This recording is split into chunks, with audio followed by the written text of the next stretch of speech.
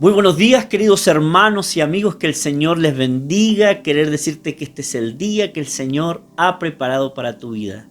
Hoy quiero compartir una palabra que está en el libro de Mateo capítulo 14, verso 25. Y dice así: Mas a la cuarta vigilia de la noche, Jesús vino a ellos andando sobre el mar. Y viéndolos, sus discípulos, andar sobre el mar, se turbaron diciendo: un fantasma. Y dieron voces de miedo.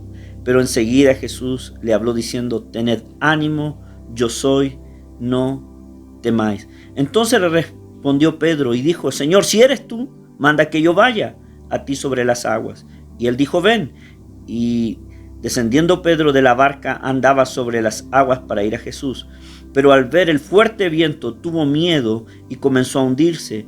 Dio voces diciendo: Señor, sálvame. Al momento Jesús extendió la mano, asió de él y le dijo: hombre de poca fe, ¿por qué dudaste? Y cuando ellos subieron en la barca, calmó el viento. Entonces los que estaban en la barca vieron y le adoraron, diciendo: verdaderamente eres Hijo de Dios. ¡Wow! ¡Qué tremenda palabra de esta mañana! La verdad es que Pedro está aquí experimentando otra vez la sobrenaturalidad de Dios, la grandeza de Dios. Y lo que vemos aquí es a Jesús caminando sobre el mar. Jesús caminando sobre el mar. Después de que, ¿se recuerdan? Hablábamos todo día que Jesús había alimentado a 5,000. Luego que Jesús hace ese tremendo milagro, hace que los discípulos vuelvan a subirse a la barca y vuelvan a Capernaum. Pero dice que se quedó solo y se fue al monte a orar solo. Y dice que era ya tarde. Aquí dice que era la cuarta vigilia de la noche. Quiere decir que era entre las 3 de la madrugada y las 6 de la madrugada, la última vigilia de la noche. Entonces aquí viene Jesús caminando sobre el mar. Y mire, si hay algo que a los discípulos nos enseñan harto, y uno a veces se burla de la gente, o a veces dice: oye, ¿cómo este no entiende? ¿Cómo este no comprende? Pero mire, ellos caminaban con Jesús. Y es increíble ver que en un momento ellos que estaban con Jesús habían visto muchos ya milagros del Señor. Sobre todo venían de ver cómo el Señor había multiplicado 5 panes y 2 peces. Y ahora dice que ellos, cuando ven a alguien andando sobre el mar, pensaron que era un fantasma. Mire, esto de los fantasmas no es de ahora, hermano. Siempre la gente ha creído en fantasmas. Y ellos pensaban que era un fantasma. Y tuvieron temor, dice la Biblia, dice, y dieron voces de miedo. Cuando un fantasma, y dieron voces de miedo. ¡Ay! Me imagino lo que estaban allí ellos, jodidos de miedo. Y Jesús les grita y les dice, pero enseguida Jesús habló diciendo: tened ánimo, yo soy, no temáis. ¡Wow!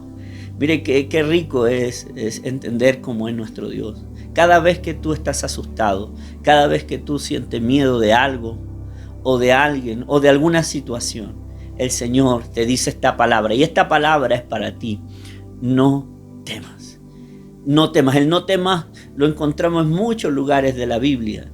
Dicen los estudiosos que en la Biblia la palabra no temas aparece 365 días.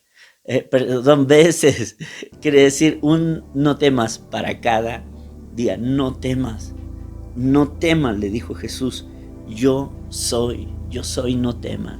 El Señor te dice: no temas, yo estoy contigo. Me encanta esa palabra de Isaías 41:10. No temas, yo estoy contigo. No desmayes, yo soy tu Dios, que te esfuerzo, siempre te ayudaré, siempre te sustentaré con la diestra de mi justicia. Entonces, así como ese no temas, hay muchos no temas para cada situación. Ahora, ¿a dónde quiero ir esta mañana?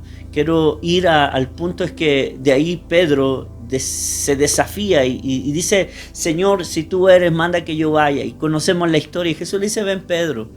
Pero cuando Pedro empezó a caminar, en un momento dice la palabra que Pedro empezó a mirar las olas, el fuerte viento que había, y tuvo miedo otra vez. Y el miedo hizo que él se empezara a hundir.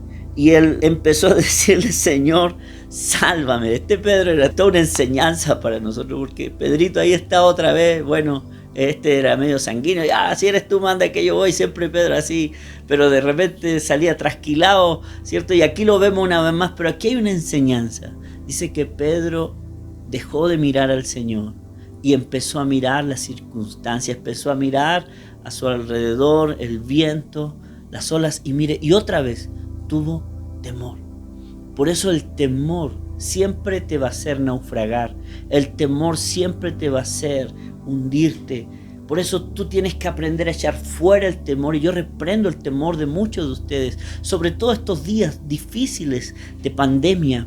Yo me he determinado toda esta semana a hablar de milagros, porque Dios es un Dios de milagros, y aquí lo vemos una vez más, Jesús rescatando a Pedro y sacándolo para que no se ahogara. Jesús le tiende la mano, me imagino, lo lleva en el aire, lo coloca en la barca y él sube con él a la barca. Y Jesús le dice a Pedro: hombre de poca fe, ¿por qué dudaste? ¿Por qué tuviste temor?